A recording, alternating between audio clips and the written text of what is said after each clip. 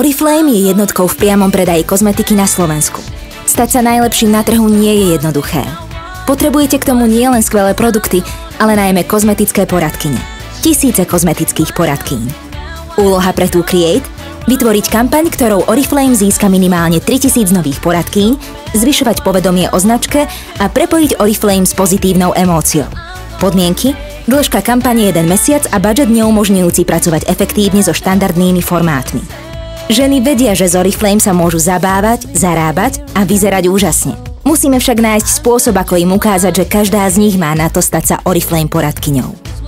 Zamerali sme sa na ženy vo veku 18 až 35 rokov a ukázali sme im, že stať sa hviezdou a byť úspešná je z Oriflame jednoduché. Motivovali sme ich, aby svoje meno a tvár spojili so značkou Oriflame a povedali sebe aj svojim blízkym: mám na to. Vytvorili sme personalizované video, v ktorom si hlavnú úlohu môže zahrať každá žena. Jednoduché, zábavné a plné emócií. Stačilo len napísať meno, vložiť fotku a príbeh krásnej, úspešnej a inšpiratívnej ženy je na svete. Výsledok? Hviezdne videá, ktoré si ženy vytvárali, sa začali virálne šíriť a už za prvých 30 dní dosiahli viac ako 33 200 videní. Web mamnato.sk behom 4 týždňov prekonal hranicu 70 000 návštev, pričom len zo sociálnej siete to bolo takmer 17 000 neplatených preklikov. O kampani začali informovať aj médiá a vlastné Oriflame video si vytvorili aj známe tváre.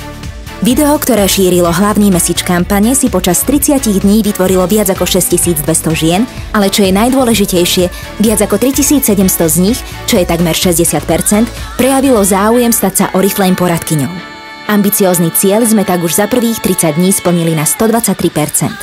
Čo nás však najviac teší, že sme dokázali tisíckam žien dodať odvahu na zmenu vo svojom živote, pretože vďaka Oriflame budú nielen krásne, ale aj úspešné.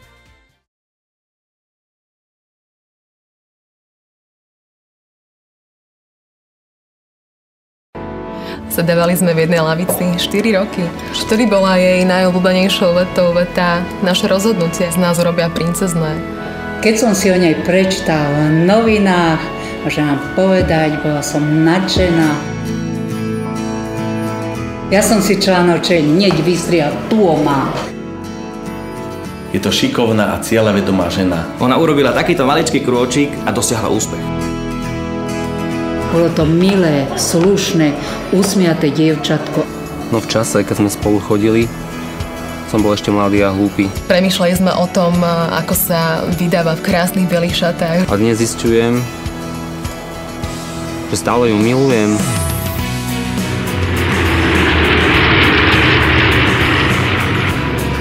Ona sa líši tým, že ona stále chce, ona ide za svojím snom.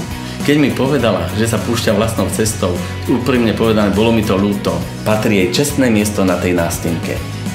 Udržoval moju disciplínu, takže tým pádom som vedel, že s nej niečo bude. Dosiahne, čo chce. A vždy, keď príde, má tu svoje miesto. Podľa mňa je to úžasný človek, plní si svoje sny. Keď sa zapozerá do tvojich očí, máš pocit, že si v raji. A ona svojím pozitivizmom nabije okolie. Robí ženy krásnejšími. Francúzi by povedali magnifique. Ja jej to normálne závidím, lebo ja by som chcela byť taká.